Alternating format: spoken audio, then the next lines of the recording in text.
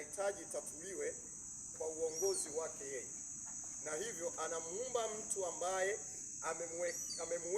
amemdesign kwa jinsi inayoendana na tatizo hilo, na ndipo anamleta mtu huyo duniani.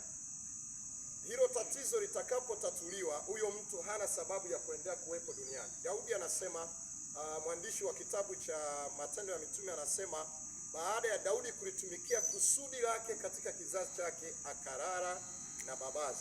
Maana yake nini? Baada ya Daudi kutimiza kile Mungu alichokuwa amemuumbia yeye, aliondoka duniani. Sasa katika kutimiza hilo kusudi ambalo Mungu ameliumba kwa ajili yako, ameliweka kwa ajili yako, kuna vitu vingi ambavyo unavihitaji ili kulitimiza.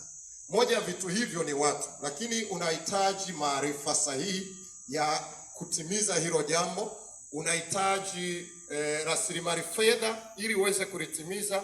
Unahitaji afya ili uweze kulitimiza. Lakini eneo mojawapo ambalo naliona ni la muhimu, natamani kusema na wewe leo, ni juu ya watu, rasilimali watu.